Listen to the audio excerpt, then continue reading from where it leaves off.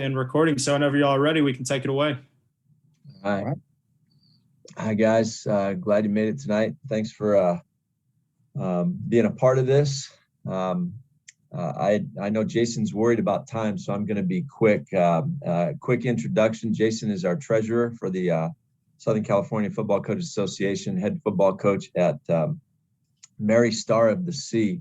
And it's been my pleasure to get to know him on a more personal and professional level. And I'm sure you're going to absolutely love this thing. It's about his journey to becoming a high school head coach. And you can see it's been quite a journey. So, Jason, go get him. All right. Thank you. Thanks, Scott, for the introduction. I appreciate it. When Sifka asked me to speak, I knew that was probably a sign that now apparently I'm one of the old guys now, too. And so I guess it's time for me to kind of share my story and pass on some advice to some younger coaches looking to climb the coaching ladder like I once was. A lot of things that I wish I knew when I was in my early mid-20s just starting out coaching that I feel now I think would be good to kind of pass on. So I'd like to share my story and through my experiences over the last 30 years, explain how I was able to do it, how I was able to, quote, climb that coaching ladder. And so basically, these are all the places that I've coached. And let's start with basically a few questions that I should have asked myself when I started coaching, but I learned along the way. So now I wanted to share with you guys. So first things, ask yourself, right, in order to climb the coaching ladder, so to speak, there's going to be some forks in the road, right? You're going to have some split decisions to make. You're going to have to choose this path or that path. Before you get those decisions, you need to ask yourself, and it's, again, things I wish I had known before and asked myself when I started coaching. At what level do you want to coach? What is your ultimate goal? Where do you want to get to? What level? Do you want to be an NFL coach? Do you want to be a high school coach? Do you want to be D1? Do you just want to be in college somewhere? Where? What level? Right? And know, what do you want? Right? What is it you exactly want? What do you want from coaching? Or what do you want to impart in coaching? What is it you want to do?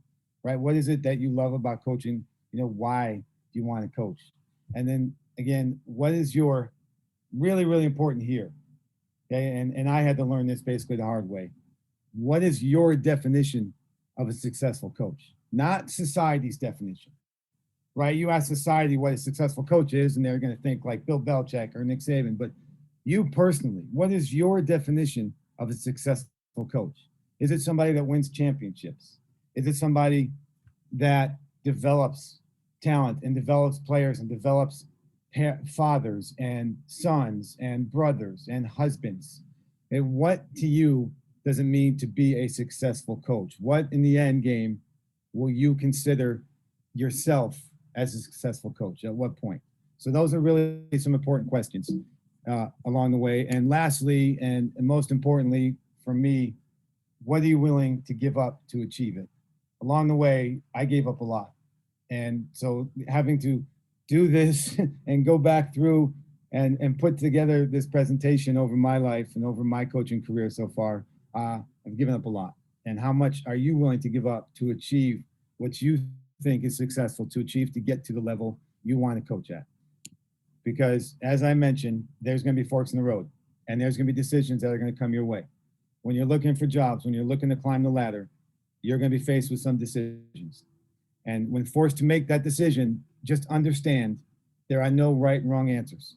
There's just decisions that will lead down two different paths and two different roads, but it's not a right or wrong road or right or wrong path. It's just two different paths. And understand that there is no wrong, there is no right. Okay? There's just different roads and different paths. And so from there, I'd like to get started with how I started and understanding those. So while I grew up in Chicago, and I was a high school football player. I played Pop Warner, played for many years. My senior year, I made All-League. I won our team's sportsmanship champion award as a senior captain. And I knew I wanted to be involved in football for the rest of my life. I loved football, loved it. I slept with the football. Football was a passion, a drive of mine ever since I was young.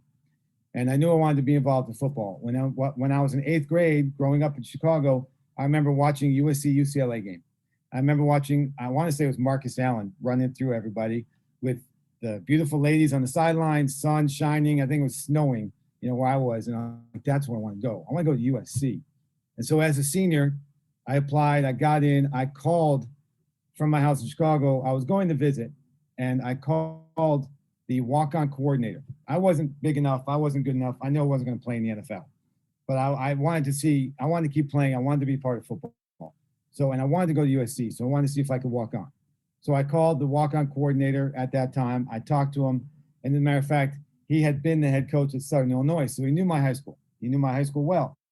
And he said, Jason, we're got our 108 right now. We're taking a training camp. But the day we come back, the second school starts, you come in my office, we'll set you up for equipment, and you can walk on and be on our team. And I was excited. I was ready to go. I'd been working out all summer. I'd been ready to go. But when I went and visited, I went all over Heritage Hall. I walked all over the place. I fell in love right away with Heritage Hall and all the Heisman trophies and everything about USC. I knew it's where I wanted to go. I went down to the equipment room. I talked to the equipment managers. I talked to some of the coaches, some of the student assistants, everyone I saw. And I kept asking, hey, is there an opening? Is there something I can do? When I get here, I'm going to be a freshman. And so the head equipment manager, I gave him my name and number. He asked for it. He kept it. So I went back home. So I'm excited. I'm going to go there my first day. I'm going to get equipment. I'm going to be a walk-on. And then basically, and this was going to be mid-August that I had to go. So about 3 weeks later, I had a flight ready to go, fly back out there. And then I got a call out of nowhere. I got a call out of nowhere from the head guy. And he goes, not the head coach, the head equipment guy. And he goes, hey, we had one of our guys flunk out. How fast can you get here? Can you get here next week? First of all, this is the first call out of many along my careers that came out of nowhere asking me how fast I can get there. Hey, that's going to happen if you're trying to climb the ladder. You're going to get those phone calls, and you got to be ready to go. So I'm like, right now, and that's also my first decision I had to make. What road, what path am I going to take? Am I going to try and be a walk-on? Again, I knew I wasn't going to play in the NFL. Wasn't fast enough. Wasn't big enough. I knew it wasn't good enough. But I knew I wanted to be involved in football, and I knew I wanted football to be part of my life, and I wanted to be part of the team. So I said, yeah, I'll get there. And so I basically changed the flight, flew out 3 days later, became a student assistant for 4 years at USC, turned into a full scholarship. My senior year, was part of the team, worked with the coaching staff. And so I took that route. I went that route instead. And so I did extra. I spent 4 years there. I worked a lot with the D-line coach. I worked with the head coach. I worked with the GAs. I worked with the video guys. I did everything I could. I was in there late at night. I was in there early. I was doing anything I could help anybody do because I was trying to learn, and I was just trying to meet people. I was just trying to get around and get by and try and make as many connections and relationships with the coaches and with everyone there that I could. And so I did that, and I did that a lot. And one of the things about being at a school like that is there's so many GMs and scouts that are out there watching film and coming out to practices. And one day I'm out there. This is my freshman year now. My freshman year, I'm 18. And one day I'm out there and I noticed that Bill Tobin is out there watching practice. Now at this time, Bill Tobin was the general manager of the Chicago Bears. That's my team, right? I grew up with the Bears. The Bears are my team. I was at Walter Payton's last game ever. Hey, I love the Bears. That's my team. So when there was a break in action, I actually went out of my way and I walked up to Bill Tobin and I introduced myself. And I said, hi, Mr. Tobin, my name's Jason Gelber. I'm a freshman here, been a part of the team now, and I'm from Chicago. I love the Bears. Thank you for being out here. Just wanted to introduce myself to you. And so we started talking, and I asked him who he's looking at. He told me, and he asked me, who do you think our best players are? And I told him.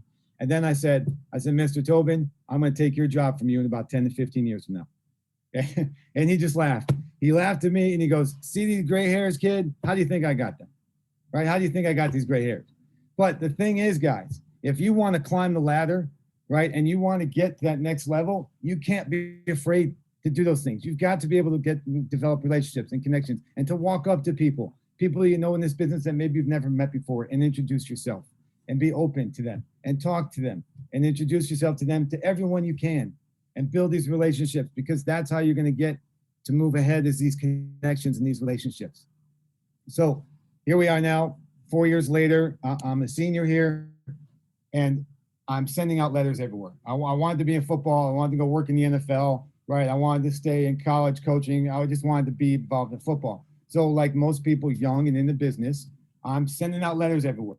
Every NFL team, I send one everywhere, making phone calls. Email wasn't big back then. It was all letters, and y'all get these rejection letters coming back in. You hang them on your wall. So sending out letters doesn't really work. But I sent one. I sent one to Bill Tobin. When I was my senior year, he was still the GM of the Bears. And in that letter, I personalized it more. I said, Mr. Tobin, I hope you remember me. You know, I was the one that's freshman set from Chicago, USC, told you I was going to take your job. I'm just looking for a job for anything to be an NFL. I'd love to come and work for you. And so I did that. And apparently, he actually called me back and left me a voicemail. Now, I never got that voicemail, but a few days after that, my roommate, my senior year, told me, oh, did you get the voicemail from the guy from the Bears? What? Like, what voicemail? But thankfully, at this time, also my senior year, we had a GA that had played for the Raiders. And I asked him, and now the Raiders now were in LA at this time, down in El Segundo. And I asked him, I asked him, so is there somebody at the Raiders maybe I could call to ask about internships, to ask about getting in the door and starting out there and coming to work? You know, and I offered, I said, look, I'll work for free. You know, I'd rather not, but I just want to get there, right? That's the key. Get to where you want to go, right? Any way you can, get in that door. And so he gave me a name. I called. I went over there. I had an interview with the Raiders. Now, this was a PR intern. This was an intern in public relations, not exactly what I wanted to do, but the bottom line is it was an in. And so I graduated on a Friday. I started working for the Raiders that Monday. And now my 5 years with the Raiders. And so my first year, I'm working PR. And I know I want to be in football, but hey, I'm in, right? I'm now in the NFL. I'm on this level. I'm not making any money, right? But I'm working everything I can. I'm bartending on the side, right? In addition, I also was coaching a freshman high school team in the afternoons and then coming back to the office. And one of the first things, one of the coaches that I met and developed a relationship with on the staff with the Raiders, he said to me, hey, Jason, everyone at this level thinks they're smart. Keep your mouth shut, nod your head, agree with everything they say, and they'll think you're smart too. And that's how you can get along in this business and get far. Okay. I didn't know anything. I was still kind of new to coaching. So I kind of just basically kept my mouth shut, put my head down, and went to work. I was doing everything I could. I was bartending to make money to be able to live, but I was there a long time. After 1 year at PR, I made some connections because when the Raiders were in El Segundo and Al Davis, Mr. Davis, I still call him Mr. Davis, he had separate buildings. One building was basically the PR and the communications and the media relations. The other building was strictly football, scouting, weight room, coaches' offices, practice field. But I'd go over there a lot. He didn't like the whole intermingling, but I'd go over there and spend a lot of time. So the guys there knew me, knew I had a background in football. So when they had an opening, I moved over and became basically a coaching assistant there, basically doing a lot there that I did at USC. And I did that for the next 4 years. And that was great, but you learn a lot. And you learn how hard it is working in the NFL. There's long hours, right? During the season, Monday through Wednesday, you're basically there from 5:30 a.m. to 1 a.m. And you're not the first coach in when you get there. And you're not the last coach to leave. A lot of times I worked for Art Shell, Mike White, and I did not want to go home until they did, right? I did not want to be the first. I did not want to be the guy out the door until they left. So I was working my butt off. And guys, that's what you have to do. Do what it takes, right? Everything you can. And I learned a lot. And I learned a lot about coaching in the NFL. I learned you don't have to be a great coach to be in the NFL. You just have the right connections. And again, it comes back to connections and relationships. And it's not about what you know, right? It's about those relationships and who you know. And that's huge. And that's huge. And that's what gets you those jobs. In the NFL, at this point now, I'm 5 years in.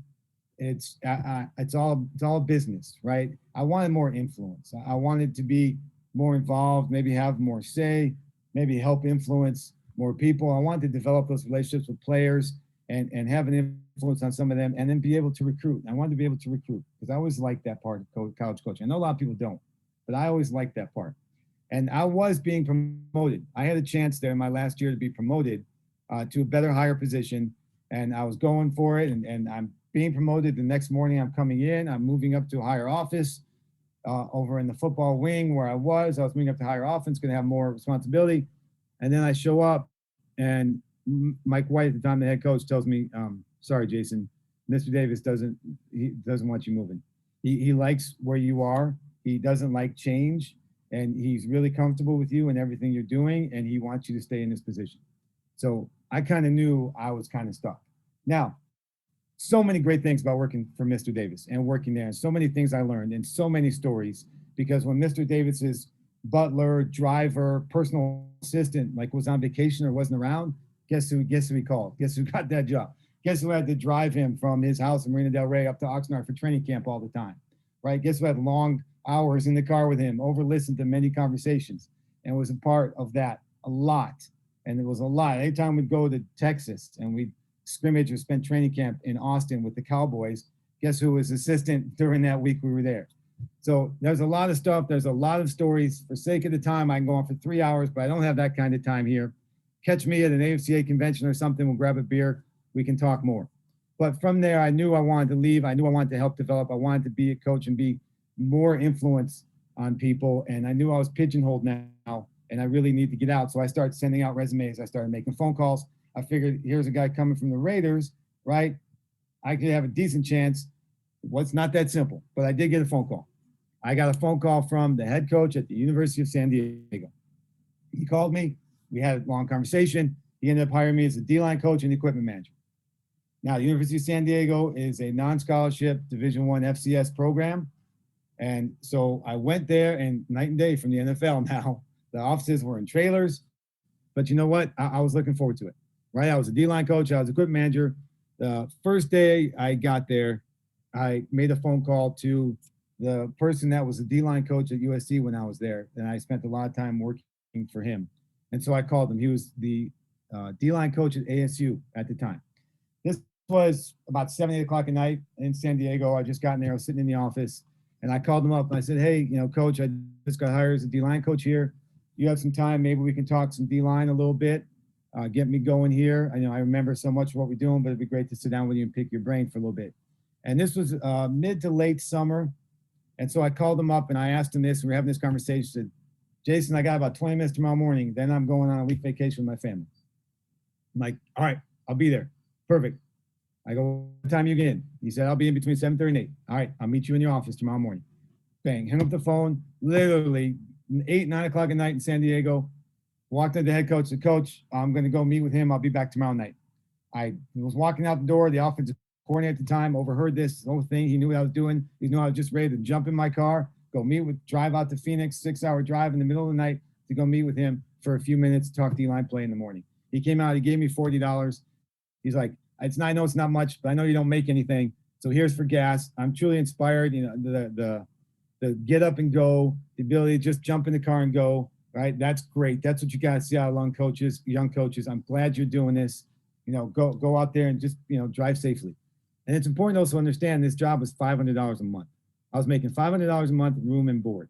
Even at the Raiders, right? I started as an intern. I was bartending. Even when I got moved up to coaching, it wasn't making a whole lot of money. In the NFL, the people that make the money are the players, the coaches, and the scouts and the general managers. Right? Those other people don't make a whole lot of money because they can get 5,000 resumes within an hour if a job opens. So they don't need to pay them to keep them. These lower levels don't get paid a lot either, especially when you're a newer coach and you're just coming into a job. So here I am now. I'm at University of San Diego, coaching D-line. I'm leading my own room. I'm recruiting my own area. And that's important too. That's important too for guys trying to climb the ladder as well. It's important to be able to have that experience of leading your own room and recruiting your own area, because that's really important. And I was running the D-line meetings. I was running the D-line position. I was in charge of the defensive line, and I was recruiting my own area. So here I am now at the University of San Diego. We finished the season, and just as we finished the season, the head coach at USC gets let go. And the next head coach, the guy that's going to get hired at USC, was the offensive coordinator with Kansas City Chiefs. He's taking the job at USC as the USC head coach. The defensive coordinator at Kansas City Chiefs happened to be a coach I had a great relationship with when I was with the Raiders. So immediately I called him. Connections, relationships.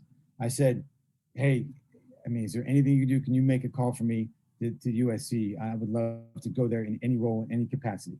And he goes, his quote right back to me, he goes, Jason, he owes me one. And when a coach at that level says something like that to you, it means it's going to happen, right? Those connections, I never realized that, but when somebody says he owes me one, they do something for you, right? It's about who you know, guys. It's about who you know. So I made this connection. He put in the word for me. I was praying about the job, praying about the job. I kept calling, finally got an interview, and I got hired. I got hired to be a GA at USC. Back in my alma mater. Here I am, back in my alma mater about 6 years later as a GA at USC. And this is awesome. This is great. I'm back Division One. I'm where I always wanted to be. Learned so many things. There's a really good coaching staff there. A really good coaching staff. Got a chance to work with probably one of the best defensive line coaches ever. Probably learned a lot about coaching defensive line, watching him and working with him. Learned a lot about recruiting because also one of the best recruiters I've ever been around. A lot of those guys were great recruiters. And I learned a lot about recruiting and the work ethic and leaving no stone unturned when you're recruiting. And I developed even more of a drive and a passion for recruiting and the work ethic involved in being great recruiters. And so I learned a lot. I did a whole lot there. Now I'd been there for about 3 or 4 months. I'd been there for about 3 or 4 months. I met a girl, started dating her about a week or two, and then I get a phone call. I'm sitting in my office in USC and I get a phone call. And the defensive coordinator of the Chiefs, who put in a word for me at USC, just got promoted to the head coach of the Kansas City Chiefs. And he called me. And he said, Jason, I got an offensive quality control position. Are you interested? And for a second, I'm running through my mind. And I think, I just met this girl. I really like her. I know we've only gone out for a week or two. I just got my job, my alma mater. I've been here 3 weeks. This is the Chiefs, it's just for NFL. And so I kind of hesitated. And I go, Coach, I'm not sure. Can I call you back tomorrow? And he goes, yeah, sure. Guys, so I talked to that girlfriend, dating for a week and a half. What's she going to say? She's like, yeah, sure, take that job. How do you not take that job? Right? My parents, take that job. Absolutely. You call him back and you beg for that job back. So I called him back. I said, Coach, yeah, definitely. I'd love to take the job. And he goes, Jason, I didn't think you wanted it. Our offensive coordinator had a guy. Guys, another lesson here. When you get offered a job, say yes. Say yes. You can always call back and say no. But if you say no or you hesitate, it's hard to go back and say yes. Say yes. Take the job. You can say no later. Okay? Lesson learned right there. But here I am. Over 20 years later, I'm married to that woman for over 20 years. We have 3 incredibly beautiful daughters. Had I moved 2,000 miles away after we'd only been dating for a week or two, I doubt that relationship would have lasted. Right? So there's reasons. There's no right or wrong. Okay? There's just different paths that take you down different roads. Okay? It worked out well for me in that regard. Okay? A beautiful, incredible woman that allowed me to do other things, right? That move away from home and things like that for many years. Incredible supportive football wife, 3 incredible daughters, right? So good came out of it. Again, no right or wrong decisions, different paths, different roads. So that's definitely one thing I learned. Another thing I learned, I need to have patience. I didn't quite understand coaching at that time about getting to different levels, about what I'm telling you about once you get in the door, stay there any way you can, right? I was an off the field GA. I really wanted to coach my own position group. I wanted to recruit. I kind of got the taste of doing that at University of San Diego. And I was getting a little antsy. Okay, I was getting a little antsy. I didn't know if I want to stay at USC, sweep floors at USC if I have to, right? It's about the level you're on. Show them that, you're great and that you work hard and that you're good. And they'll keep promoting you. They'll keep moving you up because eventually different people leave and spots open. But I became impatient. Guy I coached with San Diego, a friend of mine, got a DC job at Division III school down the street, Occidental College. So I left the USC job because I wanted to coach on the field again. So now here I'm going from Division I down to Division III, and it's a whole different world, guys. A whole different world. So here I am now at Occidental College, right? Division III, and there are high schools with bigger stadiums, with bigger programs, and more kids in the program, right? And Division III recruiting, it's phone calls. I felt like a telemarketer. I had a binder of recruits and stacks of papers about 500 pages long. So you start with like 500 kids. Maybe you can get like 70 of them to even apply. And then of the 70, maybe 30 will be accepted. And then that's really where you start recruiting. You got to recruit those 30 now to come to your school. A lot of phone calls, a lot of work, but I was learning a lot. I was coaching DBs. I was coaching special teams. I really wanted to get back to Division I now. That passion, that drive, that urge kept staying inside of me. I really wanted to get back to Division I. So I started sending out some resumes, made some phone calls after the first year. I got married. All right. I proposed to my wife at that time, right? I proposed to her and sending out the phone calls, keeping the relationships, making phone calls, right? I get a phone call back. And while I was doing that though, okay, I did interview for a D-line job at Northern Arizona. And it didn't work out. Head coach called me back and said, he said, Jason, you didn't get the job. But that was about 3 or 4 months earlier. The night before my wedding, the very night before my wedding, he calls me back. The head coach at NEU calls me back the night before my wedding and said, Jason, the D-line coach we hired just isn't really working out. Any chance you're still interested in the job? I was like, yes, coach, I'm interested, but I'm getting married tomorrow. Coach, I really wish the timing would have been better. I'm getting married tomorrow. That was probably not the best time. I don't think I can do it. Guys, one of those questions I asked you earlier, what are you willing to give up? What are you willing to give up? Are you willing to just take off on a wedding like that the next day for that job, right? Are you willing to get married the next day and move away, right? What are you willing to give up? So I had to turn that job down. I felt like turning that job down. I was getting married the next day, for crying out loud. So I stayed at Oxford one more year. I kept trying to get back, using connections, right? Using connections. Somebody I had been with earlier when I was USC, understand a job opened up in Minnesota. It was a defensive job. It was on the field. It was a defensive GA job. Got me back to Division I, made a connection, ended up going back to Division I. I got a job as a defensive GA at the University of Minnesota. Great, right? Great job. Life in the Big Ten. It was awesome. I was working with DBs and linebackers. I was recruiting California JUCOs. I was making phone recruits, right? Couldn't go on the road recruiting as a GA, but I was doing phone recruits up and down the junior colleges, California. And I was always, ever since I left the Raiders, right? My first job out of college was in the NFL. And so I got used to the hours. I thought every job in college or in any football situation was 5:30 in the morning to 1 a.m. during season. So I'm so used to getting in so early and leaving so late that most of the time I ended up being the first guy in the office. There was me and another coach who was always riding the bike early, getting a workout in before most of the other coaches showed up. And so we always he got on me. I was the GA, basically. It's like, hey, Jason, the first guy in has to make the coffee. And so I never drank coffee before. I didn't know how to make coffee. So I asked the secretary, how do I make coffee? She showed me how to make coffee. I was usually the first guy in there, me and him. So I started making the coffee, thinking, well, if I have to make it all the time, I might as well try it. All these creamers.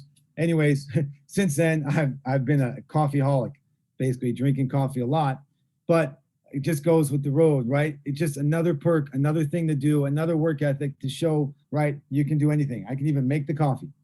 And so I'm there. I'm really loving it. I'm having a great time. I've been there a couple of years now, right? And in that time I'm there, during the season, my wife and actually one daughter at this time came out and visited. And then in the off seasons, I'd go back and visit. And during that time, we got pregnant. I was offered an FCS D-line job again, but I had to go back to LA. See, my wife's grandma and grandpa raised her, and they were getting older, a lot older. They lived nearby. She just really didn't want to leave them, and I didn't blame her. I didn't want her to leave them either. I didn't blame them at all. But going to Minnesota, this was the first time now I'm leaving home. First time I'm leaving away from my family, chasing this Division I dream, leaving my wife and now my one daughter at home. And so now pregnant, right? I'm coming back, right? I'm coming back to LA. We're having a baby, right? What are you willing to give up? What are you willing to give up? So I left Minnesota, I went back to LA, and I took a job coaching at junior college. So still coaching in college, still some great football, a lot of D1 level talent when you coach junior colleges in California. I started 1 year, coached linebackers at Citrus College. They got the D-line job coaching at El Camino College. And I coached it. I coached it like Division I. We weren't filming practices, but I brought a handheld camera. I had an injured player film everything we did. I started my meetings earlier so we can watch all the practice film. We had some great players. We had some D1 players. And the thing about coaching in junior college, guys, okay, there's a diverse group. So you really have to learn how to control a room. Okay, there's a lot of great kids in there. There's a lot of lack of attention going on, right? You really have to keep it moving. You really have to learn how to lead a room and how to coach. We had 25 D linemen my first year there, right? How to get everyone through drills, how to run, right? How to go, how to get the energy. Okay, so it was a great learning experience as well, coaching Division I athletes. But the thing about being at a good junior college, there's a lot of four-year college coaches that are out recruiting. So I met a lot of coaches that way, made a lot of connections, a lot of relationships, talking to all the college coaches that would come in, trying to recruit kids to their 4-year school. And in that time, those 3 years, I would also go out in the summer and coach at some big 4-year Division I camps, summer camps. All right, here I am, some of my past experiences. I'm coaching at a junior college that's a lot of good players. So I was able to coach at a lot of these camps. And I made a lot of connections with coaches that were also coaching a lot of these summer camps. So I made connections with 4-year coaches recruiting there. I made connections with 4-year coaches when I was out recruiting at camps all across the country. I spent 4 straight summers coaching at the University of Texas camp over the summer. And that was great. Made a lot of connections through there as well. Met a lot of guys there. And so eventually, after a while, I had that urge again. I had that urge again to go back to Division I, to get back out there to the 4-year level, to get back out there. And again, it was driving me. It was the passion. I had to go back out there. And so I started making phone calls. I started calling around. Turns out the video guy that was at USC when I was there is now the video guy at Virginia. They had a GA job open. They had a position. It was another way in. It was another way back into a D1 job. I called him. I sent him my resume. I'm like, please put it on the top of the pile. He said, sure thing. I get a call from their defensive coordinator at the University of Virginia. We hit it off. I thought it was great. I thought I was going to get that job. It's going to be great. He calls me back, right? He calls me back. Jason, Joe Paterno had a guy. He basically said Joe Pa had a guy. Joe Pa, yeah, I'm not beating out Joe Pa's guy, right? When you have Joe Paterno calling for you to get a job, right? I don't have Joe Paterno calling for me. So I didn't get the job.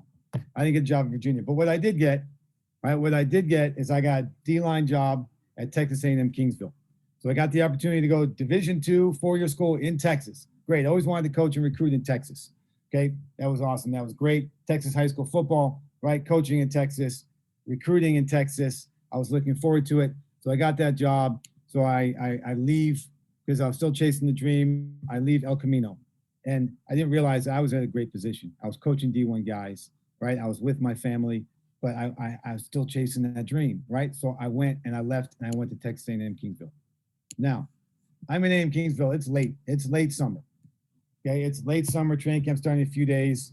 So I get there for one day. The head coach drives me around. Me and a couple other new coaches who were just hired, we actually drive up to Austin for the Texas High School Association coaching school, which is usually always late summer before training camp started.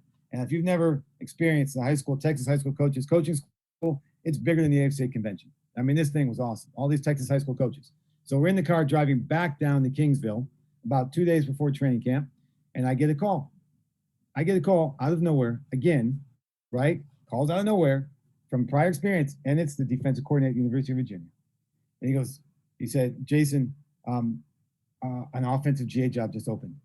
And I know I really kind of wanted to hire you. I think you'd be great for defensive GA, but we really need offensive GA real quick. We start training camp in 2 days. Are you interested? How fast can you get here? Once again, how fast can you get here? A call out of nowhere.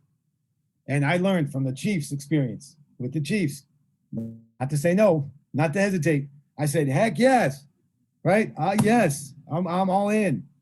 And so now I'm driving back down. How am I going to tell the coach at Kingsville, right? I was there 4 days. This is going to be my 5th day there.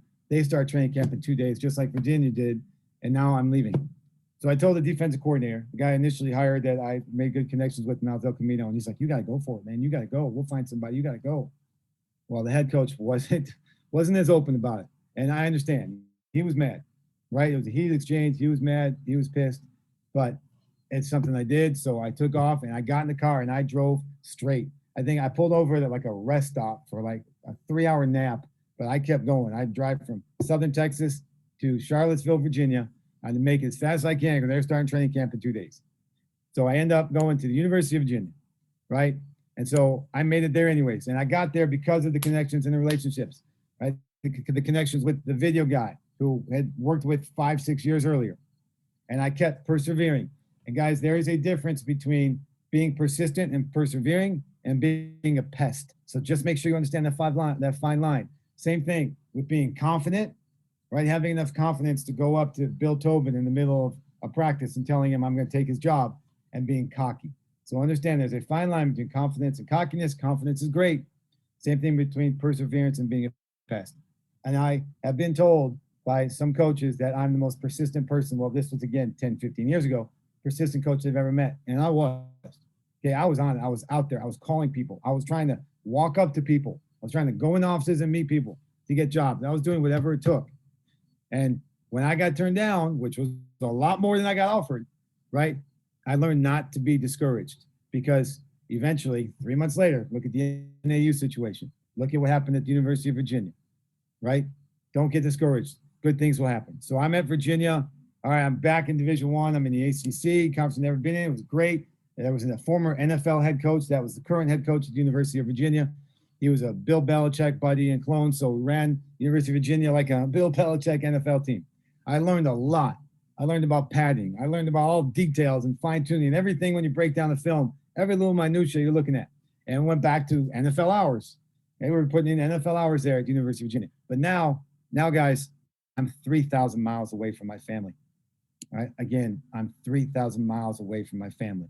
I also learned many ways to be successful because when I was in Minnesota, we worked 7 to 7, 7 a.m. to 7 p.m. and we were home, right? And with Virginia, it was really early to really late, right? Different places, hours are different, but we were still successful at all these places. So many ways to be successful. It's not all about the hours, but I'm there. My family would come out and visit me during the season. They came to a game. Here's a picture of my family back at the University of Virginia. 3 kids now, right? I had 2 more kids when I was back home for those 3 years coaching junior college. So I picked up and I left my wife and 3 kids at home. And what a trooper my wife is to let me go do this and chase this dream. And so she's back there. She has a good job, right? She's making some money. This GA job actually worked out pretty well financially.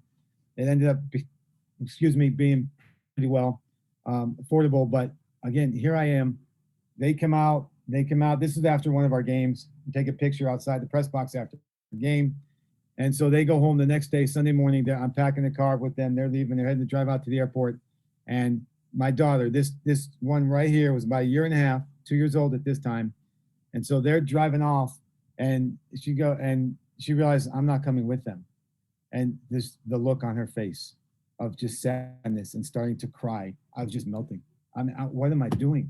Right? What am I doing? So I started missing my family. And after that season, I grew impatient again.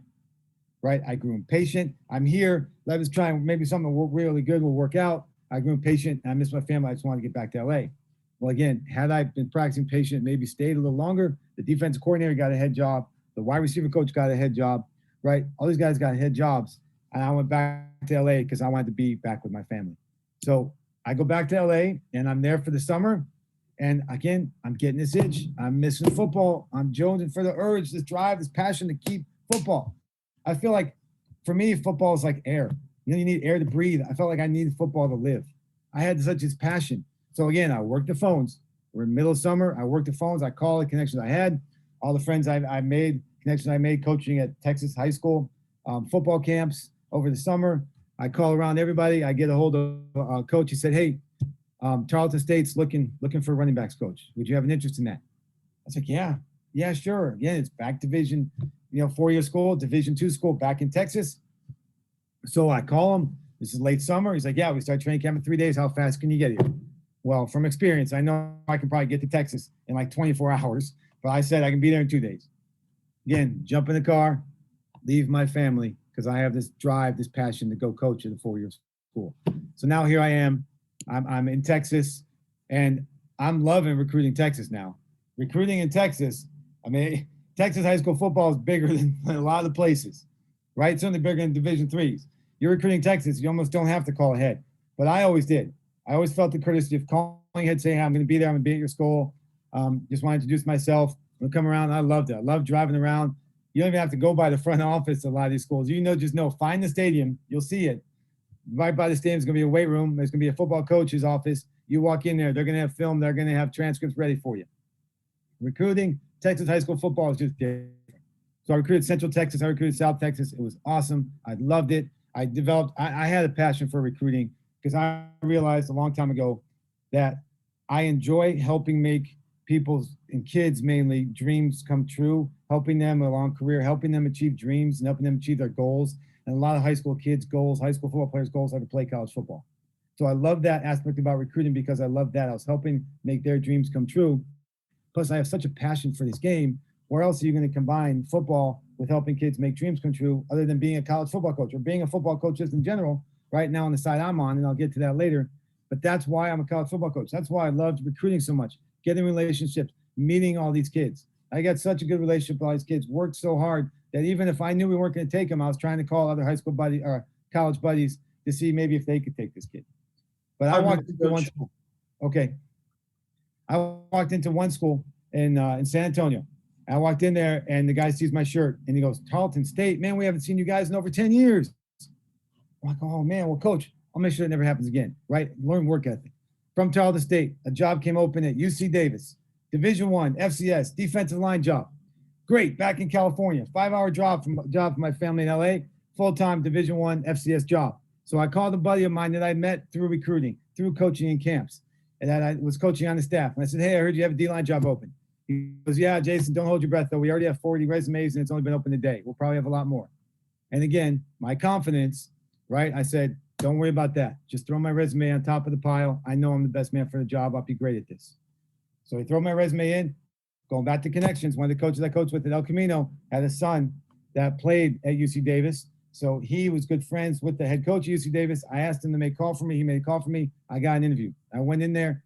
I interviewed for the job. I asked about defensive line job. They asked me about defensive line play. They asked me how I would teach tackling. Great defensive topic if you ever interviewed for a defensive job. And then I have to go meet and interview with the assistant athletic director. So as I'm walking to go meet with the assistant athletic director, even before my butt hits the chair, she goes to me, so Mr. 9 places in 11 years, why don't you have a seat? I'm like, oh man, is that right? 9 places in 11 years? Have I moved that much? And I have. Actually, I moved 10 places in 11 years. I just didn't tell her about Kingsville that I was only out for 5 days because it wasn't on my resume. So 9 places in 11 years. And so she asked me about that. I told her why I moved around. I've been impatient. I was really trying to get something better so my family could come out, right? But UC Davis, this is so much closer to home. This is where I want to be. So I spent 2 years there. I get the job, defensive line coach, recruiting up and down the state of California. It was great. It was a great opportunity. Here's a picture of me over here. Loved it. After the end of the second season, the head coach is doing, we had our defensive coordinator was first hired, retired.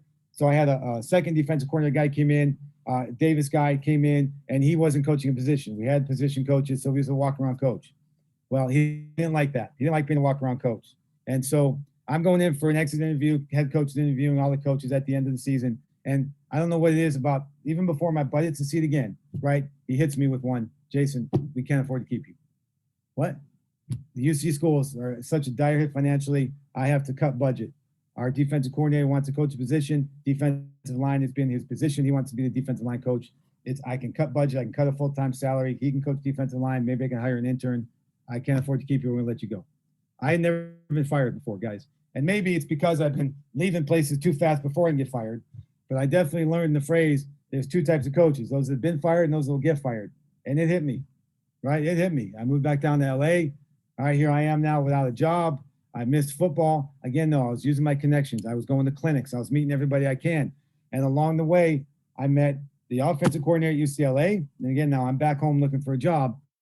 And I went to a clinic by a defense coordinator at UCLA, and I went up to him and asked him in the middle, after the clinic, introduced myself and said, hey, any kind of things you may have, I'm back down from LA, just left the job at UC Davis, anything maybe off the field. And he goes, we might have a quality control position open. Why don't you, give the head coach a call and mention my name? So I did. And I got a meeting with the head coach at UCLA. And so I sat down with him and he said, well, yeah, we have an off the field job. I definitely think you're qualified for it, but I can only offer you $18,000. And you're a father of 3. I don't know if I can bring myself to even offer you that job. And he goes, let me think about it. Well, I never heard back from him. And you know what? I don't blame him. I don't blame him one bit, right? Not one bit. So I left there. I didn't have a job, but the calling and the urge was still there. I'm going to try and wrap it up here in a minute. Right? This is my last college job. So I still have that urge. I still want to coach, right? I need air, I need air to breathe.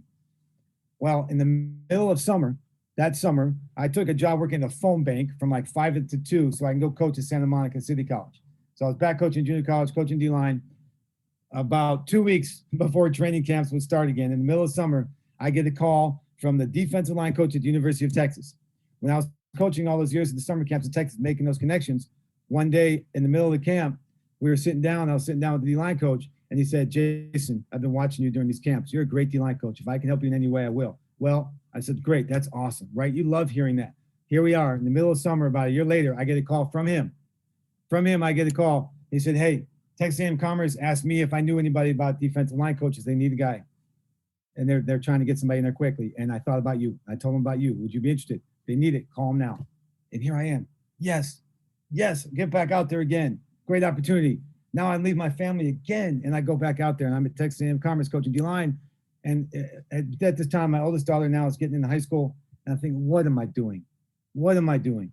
So I come back to LA after the season, right? That's it. I'm done. I come back to LA. I get a job selling business to business. At the same time, I knew the head coach at Occidental, still the same coach I was there. I knew they practiced at nights, so I can sell. I opened up a lot of accounts. I just treated it like recruiting. I was making some good money there, but I had the urge to coach football. So in the evenings, I was coaching at Occidental, but it wasn't a full-time thing.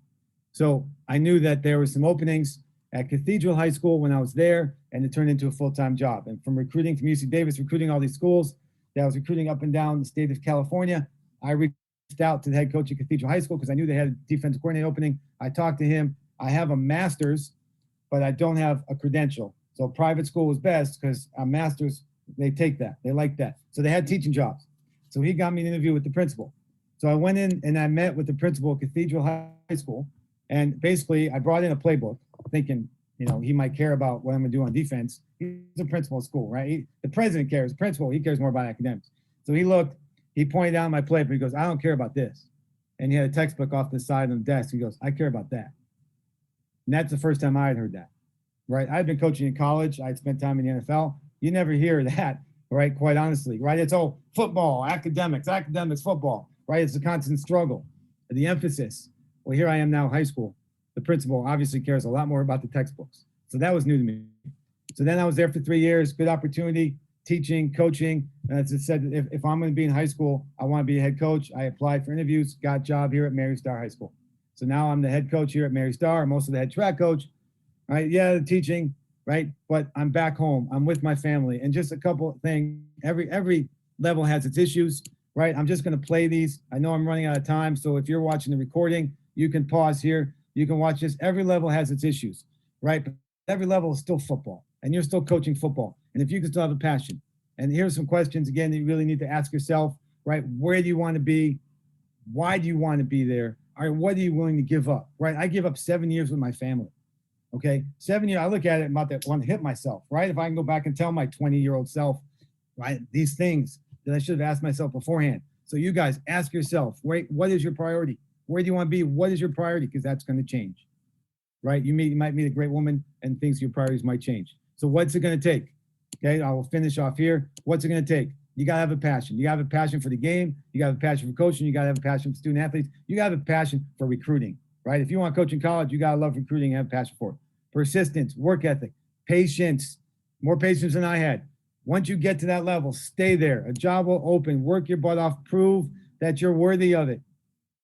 Okay, no matter what it is, foster those connections, those relationships you make, because that's where you get the jobs, right? You get the jobs there.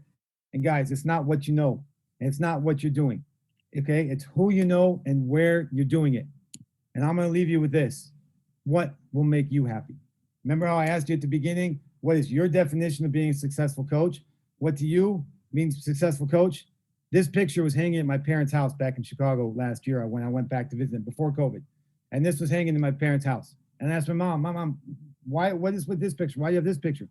She goes, Jason, this is my favorite picture of you guys. I said, why? She goes, look at that smile. I very rarely see you smile like that. And I thought, she goes, you're in your element there. And I'm looking at this picture. I'm on a football field with my family. What are the two greatest things in life? Football and my family. And of course, I spent 7 years, right, messing that up. But I'm now coaching. And guys, a win, over a rival to win the league and make playoffs feels just as good as a win at any other level, right? I'm in my element, football and family, right? And that's what makes me happy. What's going to make you happy, right? Ask yourself those questions. Anybody has any questions for me? Here's my info. Here's my email. Here's my Twitter info. I know I'm going to be cut off, so I sped up the last couple slides, but I really appreciate you guys being here. I don't know, do we have time for questions or not? I'm not sure how this works, but I do appreciate. Yeah, we are unfortunately all out of time, but Coach, Okay. I want to thank you for taking your time and talking with us. Sorry you had to kind of speed through it, but That's okay. looks like we made it. Like I said, I can go on for another 3 hours, but that's for later time. Right. All right. Thanks, Coach. And you have a good rest of your night. Okay. Thank you. And thank you guys for listening.